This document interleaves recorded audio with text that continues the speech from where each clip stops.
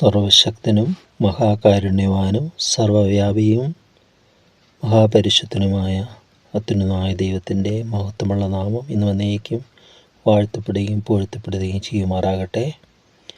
തൻ്റെ മഹത്വത്താലും വീര്യത്താലും നമ്മെ വിളിച്ച ദൈവം തൻ്റെ ദൗത്യം നമ്മളിൽ പൂർത്തീകരിക്കത്തക്കവണ്ണം ആ പൂർത്തീകരണത്തിലേക്ക് നമ്മൾ നയിക്കുവാൻ തിരുവെഴുത്തുകളെ നമുക്ക് വ്യാഖ്യാനിച്ചു തരുന്ന സർവശക്തനായ ദൈവം പരിശുദ്ധാത്മാവാം ദൈവം നമ്മളോട് കൂടെ ഇരുന്ന് ആ തിരുവെഴുത്തുകളെ ആരങ്ങളെ ഗ്രഹിപ്പിച്ച് അത് നമ്മുടെ ജീവിതത്തിൽ പരിവർത്തനം വന്ന് ദൈവഹിതപ്രകാരം നമ്മൾ രൂപാന്തരപ്പെട്ട് ദൈവകരങ്ങളിൽ മെരുങ്ങുന്ന ഉപകരണങ്ങളാക്കി മാറ്റുവാൻ ദൈവത്തിൻ്റെ കൃപ നമ്മളെ സഹായിക്കട്ടെ എന്ന് പ്രാർത്ഥിക്കുകയാണ്.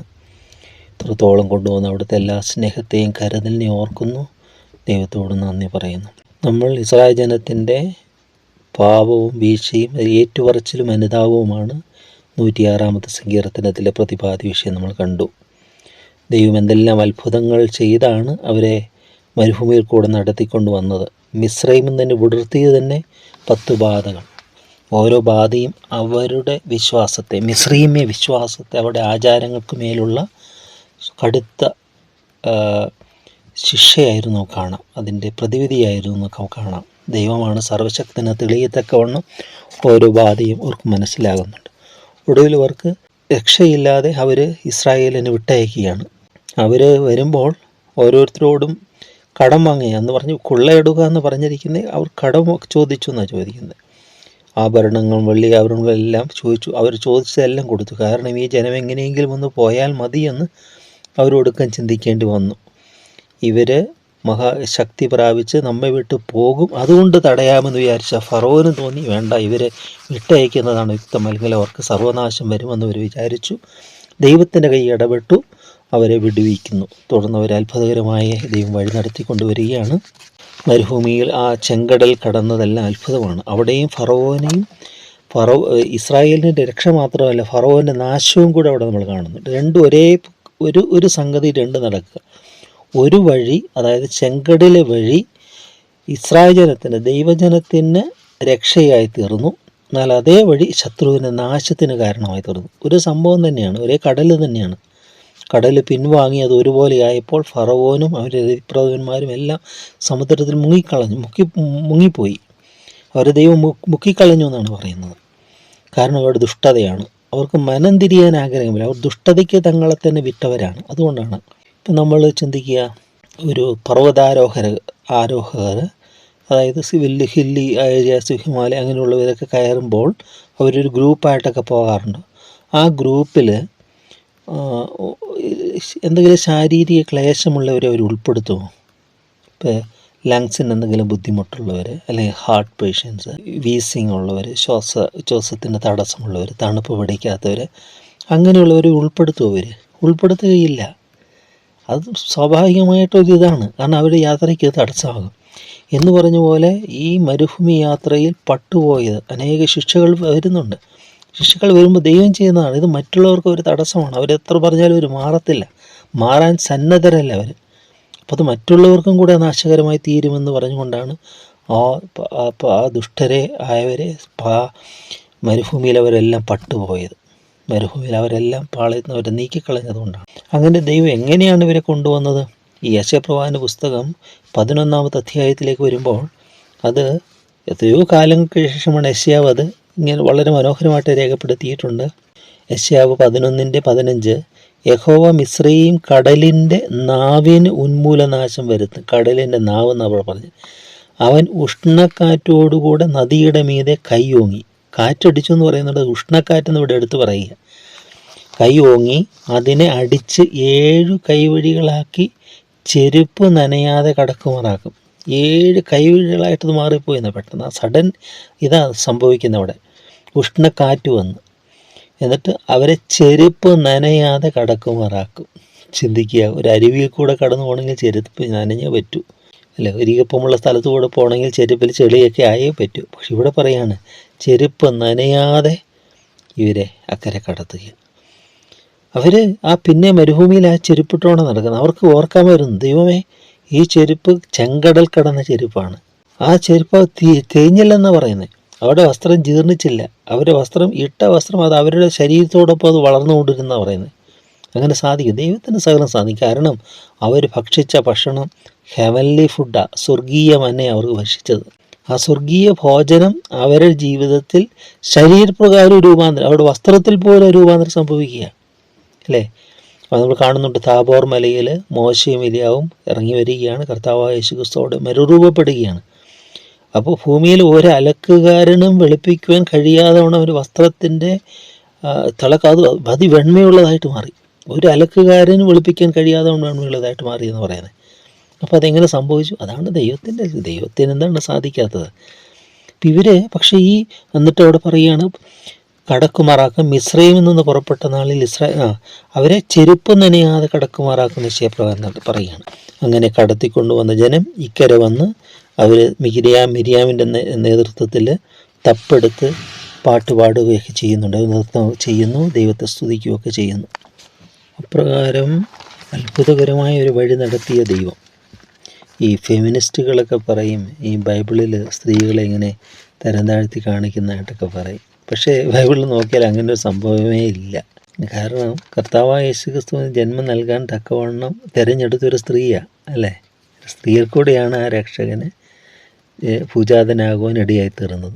അത്ര വലിയൊരു തിരഞ്ഞെടുപ്പാണ്. മാത്രമല്ല, സുവിശേഷം നമ്മൾ കാണുമ്പോൾ ആദ്യം സുവിശേഷം അറിയിക്കുന്നത്, ഒന്നാമത്തെ സുവിശേഷക മഗ്ദലക്കാരത്തി മറിയ കല്ലറയിൽ ചെന്നിട്ട് യേശു പറയുക, നീ ചെന്ന് ശിഷ്യന്മാരോട് പറയണം അവൻ ഉയർത്തെഴുന്നേറ്റു എന്ന്. അപ്പോൾ ഉയർപ്പിൻ്റെ സദ്വർത്തമാനം ആദ്യം അറിയിച്ചു തന്നെ മറിയാണ്. ഒരു മറിയെ ജന്മം നൽകി യേശുവിന്, മറ്റൊരു മറിയെ അത് ആ സുവിശേഷം അവൻ ഉയർത്തെഴുന്നേറ്റു എന്ന സുവിശേഷം ചെന്ന് പറയുകയാണ് ലോകത്തോടെല്ലാം. മർക്കോസ് സുവിശേഷത്തിലൊക്കെ നമ്മളതാണ് കാണുന്നത്. അതുപോലെ തന്നെ ഈ പഴയ നിയമത്തിൽ ഇസ്രായേൽ ജനത്തെ വിടുവിക്കുവാൻ ദൈവം തിരഞ്ഞെടുത്തപ്പോൾ അഹരോനെയും മോശയും തിരഞ്ഞെടുത്തു എന്ന് പറയുമ്പോൾ അതിൻ്റെ കൂടെ ഒരാളും കൂടെ ഉണ്ട്. അത് മീഖ പ്രവാചകൻ്റെ പുസ്തകം അതിൻ്റെ 6-ാമത്തെ അധ്യായം നമ്മൾ കാണുന്നുണ്ട്. 6-ന്റെ 4-ാമത്തെ വാക്യമാണ്, ഞാൻ നിന്നെ മിസ്രയീമിൻ ദേശത്തു നിന്ന് പുറപ്പെടുവിച്ചു, അടിമ വീട്ടിൽ നിന്ന് നിന്നെ വീണ്ടെടുത്തു, മോശയെയും അഹരോനെയും മിരിയാമിനെയും നിൻ്റെ മുമ്പിൽ അയച്ചു. മിരിയാമിനെയോട് ചേർക്കുകയാണ്. മോശയുണ്ട്, അഹരോനുണ്ട്, മിരിയാമുണ്ട്. അതാണ് മോശയ്ക്കെതിരെ അഹരോനും മിരിയാമും തിരിഞ്ഞപ്പോൾ രണ്ടുപേർക്കും മിരിയാമിനൊക്കെ കുഷ്ഠരോഗം വരുന്നത്. അത് ദൈവം മാറ്റി കൊടുക്കുന്നുണ്ട് മോശയുടെ അപേക്ഷപ്രകാരം. എന്നാൽ 3 പേരുമാണ് അവരൊരുമിച്ച് നിൽക്കേണ്ടവരായിരുന്നു. എന്നാൽ അവർ അല്പസമയം സംശയിച്ചു, മോശയ്ക്ക് എന്താണ് പ്രത്യേകത, മോശ കൂശ സ്ത്രീയെ വിവാഹം കഴിച്ചിരുന്നതുകൊണ്ട് അവനോട് എതിർത്തു എന്നൊക്കെയാണ് നമ്മൾ തിരുവഴുത്തിൽ വായിക്കുന്നത്. എന്നാൽ മോശ അവർക്ക് വേണ്ടിയും പ്രാർത്ഥിച്ചു, മിരിയാമിനെയും സൗഖ്യമാക്കി മുമ്പോട്ട് അവിടെ പ്രയാണം പോവുകയാണ്. അപ്പോൾ ഈ കൂട്ടത്തിൽ തിരഞ്ഞെടുത്തവരെ നയിക്കുമ്പോൾ അവിടെ മിരിയാമുണ്ട്. അതാണ് ചെങ്കടൽ കടന്നിട്ട് മിരിയാം തപ്പെടുത്ത് നൃത്തം ചെയ്ത് ദൈവത്തെ പാടി സ്തുതിച്ചു നമ്മൾ കഴിഞ്ഞ പ്രാവശ്യം ചിന്തിച്ചു. ഇങ്ങനെയൊക്കെ വന്നിട്ടും അവർ വചനങ്ങളെ വിശ്വസിച്ചു, അവന് സ്തുതി പാടി. അത് 106-ാം സങ്കീർത്തനം നമ്മുടെ ചിന്തയിലേക്ക് വരിക, 106-ന്റെ 12. പക്ഷേ അടുത്ത വാക്യം പറയുന്നത് 13-ാമത്തെ വാക്യം, ഇനി എന്താ സംഭവിക്കുന്നതെന്ന്. ഇത്രയും നേരം ദൈവം ചെയ്ത ഉപകാരങ്ങൾ, നന്മകളെല്ലാം.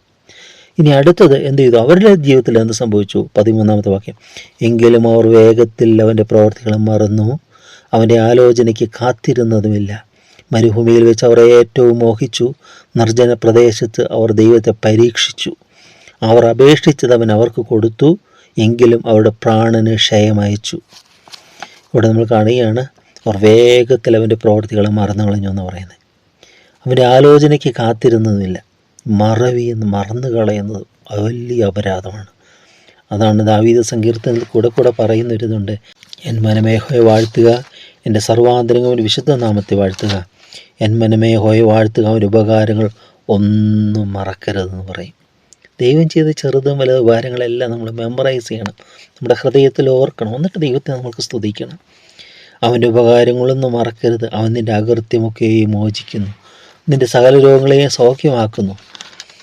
അവൻ നിൻ്റെ ജീവനെ നാശത്തുനിന്ന് വീണ്ടെടുക്കുന്നു. അവൻ ദയയും കരുണയും നിന്നെ അണയിക്കുന്നു. നിൻ്റെ അവനും കഴിവിനെ പോലെ പുതിയ വരുത്തക്കണമെന്ന് നിൻ്റെ വായ്ക്ക് നന്മ കൊണ്ട് തൃപ്തി വരുത്തുന്നു. അപ്പോൾ ഒന്നും മറക്കരുതെന്ന് പറയാം. Do not forget his benefits. ദൈവത്തിൻ്റെ നന്മകളും ജീവിത ഉപകാരങ്ങളൊന്നും മറക്കരുത്. പക്ഷേ ഇവിടെ നമ്മൾ കാണുന്നത് അവർ വേഗത്തിൽ മറന്നു കളഞ്ഞു. പെട്ടെന്ന് അവർ മറന്നു കളഞ്ഞത്. അവരുടെ ആലോചനയ്ക്ക് കാത്തിരുന്നില്ല. പിന്നെ അവരുടെ ഇഷ്ടമാണ്. അവരോരോന്ന് ചിന്തിച്ച ആ ഒരു റിബല്യസ് ഗ്യാങ് ഉണ്ടല്ലോ, അവരുടെ ആലോചനയാണ്. പിന്നെ ഇങ്ങനെ ഓരോ വാക്കുകൾ അവർ പടർത്തി വിടുക. അതിങ്ങനെ അർബുദയായ പോലെ എല്ലാവരിലേക്കും ചെല്ലും. മോശയ്ക്ക് തന്നെ പ്രത്യേകത ഉണ്ടോ, നമ്മളെ എന്തിനേയും മരുഭൂമി കൊണ്ടുവന്നത്. അവിടെ നമുക്ക് നല്ല ഇതില്ലായിരുന്നു. ഇങ്ങനെ ഓരോ നെഗറ്റീവ് വേർഡ്സ് ഇങ്ങനെ പറഞ്ഞ് വരും. ഒരാൾ പറഞ്ഞ് അത് അടുത്ത് അങ്ങോട്ട് പകരുക. പക്ഷെ നല്ല വർത്തമാനം, സദ്വർത്തമാനം പകരാൻ പാടാണ്. ഇപ്പോൾ ഈ വ്ളോഗൊക്കെ ചെയ്യുന്ന നമ്മൾ കാണാറ് കുറ്റപ്പെടുത്തി പറഞ്ഞ് അതിന് ഭയങ്കര വ്യൂവേഴ്സാണ്. കുറ്റം പറച്ചിലുകൾ, മറ്റുള്ള കുറ്റങ്ങൾ വെളിപ്പെടുത്തുന്നത്, അങ്ങനെയുള്ളതൊക്കെ ക്രിമിനൽ പശ്ചാത്തലങ്ങളുള്ള ഓരോ വിവരണങ്ങൾ, ഇതിനൊക്കെ വ്യൂവേഴ്സ് കൂടുതലാണ്. പക്ഷേ സദ്വർത്തമാനം, സൽകീർത്തിയായത്, പുകഴ്ചയായത്, നന്മയായത്, അതിനൊക്കെ വ്യൂവേഴ്സ് ഒന്നും കുറവാണ്. ഇവിടെ നമ്മൾ കാണുകയാണ് എന്താണ്, അവൻ്റെ ആലോചനയ്ക്ക് കാത്തിരുന്നില്ല. ദൈവികമായ ആലോചനയല്ല, അവരുടെ സ്വന്തം ഇഷ്ടം, അവരുടെ സ്വന്തം ഇഷ്ടം. അതാണ് അവിടെ പറയുന്നത്. മരുഭൂമിയിൽ വെച്ച് അവർ ഏറ്റവും മോഹിച്ചു, ദുർമോഹികളായിട്ട് മാറി. നിർജ്ജന പ്രദേശത്ത് അവർ ദൈവത്തെ പരീക്ഷിച്ചു. നിർജ്ജന പ്രദേശത്ത് അവർ ദൈവത്തെ പരീക്ഷിക്കുകയാണ്. അവർ ആ ഭക്ഷണത്തിന് ആഹാരം ചോദിക്കുന്നു, എല്ലാം ചോദിക്കുന്നു. അത് ദൈവേഷ്ടപ്രകാരമല്ല, ദൈവം കൊടുത്തേനെ, പക്ഷേ ദൈവഹിതപ്രകാരമല്ലാതെ ഒരു ദുരാഗിരികളായിട്ട് മാറിയതുകൊണ്ട് കാടപ്പക്ഷിയെ കൊടുത്തപ്പോൾ അതിനോടുകൂടെ ഒരു ഡിസീസ്, ഒരു രോഗം കൂടെ അവിടെ വരികയാണ്. എന്താ കാരണം? അവർ ദുർമോഹികളായി തീർന്നു എന്നുള്ളതാണ്. അതുകൊണ്ടാണ് നമ്മൾ പറയുക, ദൈവത്തെ കൂടാതെയുള്ള എല്ലാ ഭൗമിക നന്മകളും അത് നാശത്തിന് ഇടയായി വന്നേക്കാം. അതുകൊണ്ട് നമ്മൾ ദൈവികമല്ലാത്തതൊന്നും നമ്മൾ നേടിയെടുക്കുവാൻ ശ്രമിക്കരുത്. തെറ്റായ രീതിയിലോ ഒന്നിലും.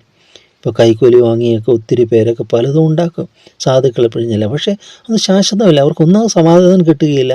അവസാനം അവർക്ക് റിട്ടയർമെൻ്റ് എന്നൊരു ലൈഫുണ്ട്. ആ ലൈഫിലേക്ക് ചെല്ലുമ്പോൾ ഇതെല്ലാം ഇവർക്ക് ഭീകര സത്വങ്ങളായി വരുമെന്ന് ഉപദ്രവിക്കുന്നതായിട്ട് അനേക ജീവിതത്തിൽ സാധിക്കും. ആ സാധുവിനെ പിഴിഞ്ഞത്, ആ സാധുവിനോട് ഇങ്ങനെ മേടിച്ചത്, അവനെ വലച്ചത്, അവനെ നടത്തിയത്, ഇതെല്ലാം ഓർത്ത് അവൻ്റെ ജീവിതം അസ്വസ്ഥമായി തീരും. പിന്നെ തിരുത്താൻ പറ്റാത്തതുകൊണ്ട് അവൻ ആ വലിയൊരു ഇതിലേക്ക് അകപ്പെട്ടു പോവുകയാണ്. അതുകൊണ്ടാണ് നീതിയോടെ, ന്യായത്തോടെ നമ്മൾ അപേക്ഷിക്കുക. ദൈവഹിതം, കർത്താവെ തിരുഹിതമാണ് തരണം. ഒന്നും ദുർമോഹത്താൽ ആഗ്രഹിച്ച്, സമ്പത്ത് ആഗ്രഹിച്ച് നമ്മളൊന്നും അപേക്ഷിക്കരുതെന്ന് പറയുന്നത്. ഇപ്പോൾ മുടിയും പുത്രൻ ചോദിച്ചു അവന്, അപ്പോൾ എൻ്റെ പേരിനൊരു പങ്ക് തരണം. അപ്പോൾ അവൻ കൊടുത്തില്ലെങ്കിൽ അവൻ അപ്പൻ്റെ സ്നേഹത്തെ സംശയിക്കൂ. ദൈവം കൊടുക്കുക, പക്ഷെ അപ്പൻ്റെ സ്നേഹം മാറിയില്ല. പക്ഷെ അവനെല്ലാം ക്ഷയം നഷ്ടപ്പെട്ടു എന്ന് പറയുന്നല്ലേ. അവൻ മടങ്ങി വരികയാണ്. അവൻ അപ്പൻ്റെ സ്നേഹം മാത്രം നഷ്ടപ്പെട്ടില്ല, അത് ഓർത്തുകൊണ്ട് അവൻ വരികയാണ്. ഇവിടെ പറയാണ്, മരുഭൂമിയിൽ വെച്ച് അവർ ഏറ്റവും മോഹിച്ചു, നിർജ്ജന പ്രദേശത്ത് അവർ ദൈവത്തെ പരീക്ഷിച്ചു. അവർ അപേക്ഷിച്ചത് അവൻ അവർക്ക് കൊടുത്തു, എങ്കിലും അവരുടെ പ്രാണന് ക്ഷയമയച്ചു. അതാണ് ഇവിടുത്തെ ദോഷം എന്ന് പറയുന്നത്. അവരപേക്ഷിച്ചത് അവർ കൊടുത്തു. ഇന്ന് എന്തെല്ലാം അപേക്ഷകൾ ദൈവഹിതമാണോ എന്ന് പോലും ചിന്തിക്കുന്നില്ല, അല്ലേ? എല്ലാത്തിലും ഒരു ദുരാഗിരികളായിട്ട്. നമ്മുടെ അപേക്ഷകൾ സ്തോത്രത്തോടെ ദൈവത്തെ അറിയിക്കണം. പക്ഷെ ഉത്തരമേകുന്നതും അതെങ്ങനെ തരണമെന്നുള്ള ദൈവത്തെ നമ്മൾ വിട്ടുകൊടുക്കണം. കർത്താവേ, ഞാൻ അപേക്ഷിക്കുന്നത് എൻ്റെ ഇഷ്ടമല്ല, എങ്കിലും അപ്പോൾ നിൻ്റെ ഇഷ്ടം നടക്കണമേ. ഗത്സമനയിലെ പ്രാർത്ഥനയാണ് നമുക്ക് എപ്പോഴും മാതൃക. ഏത് പ്രതിസന്ധിയിലും ഒരു പ്രതികൂലവും നമുക്ക് പ്രാർത്ഥിക്കും, കർത്താവേ ഈ രോഗം അല്ലെങ്കിൽ ഇത് എന്തിനു വേണ്ടിയായിട്ടാണ്, ഇപ്പോൾ മാറ്റണമേ, നിനക്ക് ശക്തിയുണ്ട്, നിൻ്റെ സന്നിധി ഞങ്ങൾ സമർപ്പിക്കുന്നു. ഇല്ല എങ്കിലും ദൈവമേ നിൻ്റെ ഇഷ്ടം പോലെ ഞങ്ങളിൽ നടക്കട്ടെ എന്ന് പ്രാർത്ഥിക്കും. അവിടെ ദൈവത്തിൻ്റെ ഉള്ളം നിറയും. നമ്മുടെ ജീവിതത്തിൽ അതെല്ലാം പ്രസാദമായിട്ട് മാറും. എല്ലാ ചെറുതും വലുതുമായ നന്മകൾ, അനുഗ്രഹങ്ങളെല്ലാം പ്രസാദമായിട്ട് മാറും. അതാണ് ഒരു ഗ്ലാസ് പച്ചവെള്ളം മാത്രം നീതിമാനെന്ന് വെച്ച് കുടിപ്പാൻ കൊടുത്താലും അതിന് പ്രതിഫലം ലഭിക്കാതെ പോകില്ല എന്ന് പറയുന്നത്. ഈ ഓരോന്നും അനുഗ്രഹമായിട്ട് മാറുന്ന ഒരനുഭവം അതുകൊണ്ട് നമുക്ക് ആ ദൈവേഷ്ടത്തിന് നമുക്ക് സമർപ്പിക്കാം. ദുരാഗ്രഹം നമ്മളിൽ വരാതിരിക്കട്ടെ. ദൈവഹിതപ്രകാരം നമ്മൾ എന്തെങ്കിലും അപേക്ഷിച്ചാൽ അവൻ നമ്മുടെ അപേക്ഷ കേൾക്കുന്നു. സ്നേഹവാനായ ദൈവമേ, ഞങ്ങളുടെ വാഴ്ത്തപ്പെട്ട സ്വർഗീയപിതാവേ, നന്ദിയോടെ ഞങ്ങൾ നിന്നെ സ്തുതിക്കുന്നു. അപ്പാ, ഒരിക്കലും നിൻ്റെ ഉപകാരങ്ങൾ ഞങ്ങൾ മറക്കരുതേ. അനത് ഞങ്ങൾക്ക് തരുന്ന എല്ലാ നന്മകൾക്കും നന്ദിയുള്ളവരായിരിക്കാൻ ഞങ്ങളോട് സഹായിക്കണമേ കർത്താവേ. ആവശ്യമായിരിക്കുന്ന ഉടയും ഞങ്ങൾക്കുടലിന് ആവശ്യമായിരിക്കുന്ന പരിപോഷണങ്ങളെല്ലാം തന്നിതുവരെ ഞങ്ങളെ പുലർത്തി അവിടുത്തെ സ്നേഹത്തിനായി ഞങ്ങൾ അങ്ങേ സ്തുതിക്കുന്നപ്പ. ഇതുപോലെ ലഭിക്കാത്ത എത്രയോ ജീവിതങ്ങളുണ്ട്, അവർക്കായിട്ട് ഞങ്ങൾ പ്രാർത്ഥിക്കുന്നപ്പ. ഞങ്ങൾ നന്മകളുള്ളവരായിട്ടല്ല, നിൻ്റെ കൃപ അത് മാത്രമേ ഞങ്ങൾ സമ്മതിച്ചുകൊണ്ട് നിൻ്റെ സ്ഥലത്തേക്ക് ഞങ്ങൾ സമർപ്പിക്കുന്നു. ഞങ്ങളുടെ അപേക്ഷകളും പ്രാർത്ഥനകളും തിരുവിഷ്ടപ്രകാരം മാത്രം ഉത്തരം തരണമേപ്പ. ഞങ്ങൾക്ക് സംഭവിക്കുന്നതെല്ലാം നന്മയ്ക്കാക്കി മാറ്റുവാൻ അവിടുത്തെ സർവശക്തി കഴിയുമെന്നുള്ളതിനായി ഞങ്ങൾ നിന്നെ സ്തുതിക്കുന്നു. നിൻ്റെ കാര്യങ്ങളെല്ലാം പരമലും മുഖത്തോടൊന്ന് മാത്രം എടുക്കണമേ. പാപിക്കുമറവിടമേശുരക്ഷകൻ പാരിതിൽ വന്നു ജീവൻ തന്നവൻ പരമോന്നതൻ കുരിശോളവും തന്നെ താഴ്ത്തിയെന്നെയോർത്തവൻ എന്നുമുള്ളവൻ സർവവല്ലഭൻ മണ്ണും വിണ്ണുമെല്ലാം